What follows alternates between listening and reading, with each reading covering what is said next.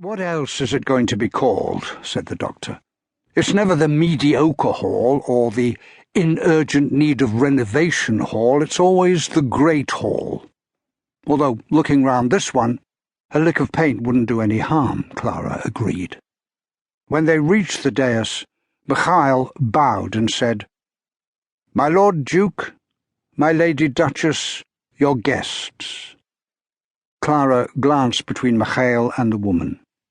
Up close, the similarity between him and the woman was clear. His dark hair was military short, and hers was long and held in place beneath a jewelled cap. But both had golden tints that glinted in the light. His long fingers were curled around the hilt of his sword. Hers, ring-encrusted, sat twined upon her lap. They were obviously related. But how? Clara wasn't exactly getting parental vibes. Mikhail turned to the Duke and said, "My lord?" But the Duke lifted his hand to stop the young man from speaking. "We thank you for your service in bringing our guests, Lord Mikhail," he said. "You may leave us now." The young man hesitated. He clearly wanted to be present throughout the following encounter, and he glanced over at the Duchess as if looking for support. Almost imperceptibly, she shook her head. The scarlet flush passed over Mikhail's face again, but he bowed, turned, and left. "Families, huh?" said Clara to nobody in particular. The Duke frostily replied, "Lord Mikhail has a strong will, a flaw in many young men."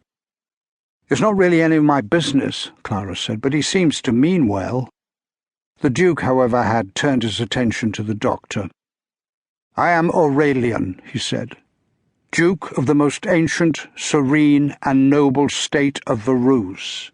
He reached out to rest his left hand upon the arm of the woman next to him. "My wife, the Duchess Guena." He nodded to the man standing beside him. "And the Lord Bernhardt." In the silence that followed, Clara studied each of them in turn. The Duke was 40-ish, square and strong and obvious.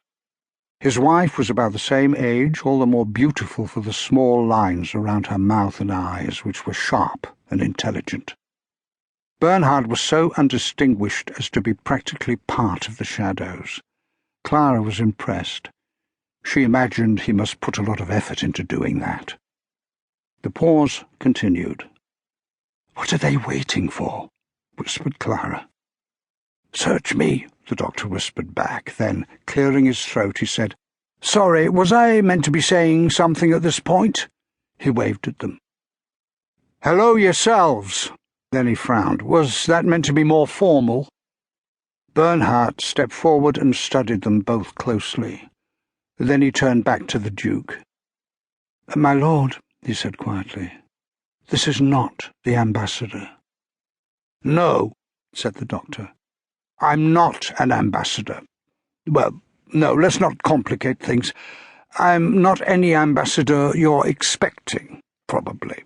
No, not probably, not at all." Bernhardt glanced behind them, and Clara became conscious that there were people moving in softly. "Doctor," she murmured, "lightsabers at 7 o'clock. Quietly, Bernhardt said, "So, who are you?" "Doctor," Clara said more urgently, "they're getting closer." "All right. If you've been here before and insulted people, I'll take a laser to you myself." "Calm down, Clara." "So start apologizing or something, anything, now." "I come in peace," cried the doctor. Aurelian lifted his hand. The guards and their lasers got no closer. Slowly, Aurelian rose from his chair.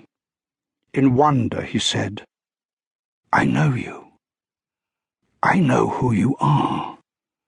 Stepping down from the dais, he walked towards the doctor and then knelt before him. The doctor gave an embarrassed laugh. "You're loving this, aren't you?" said Clara. The doctor patted Aurelian awkwardly on the shoulder. "You know, I don't think this is entirely necessary." But the Duke's head was bowed.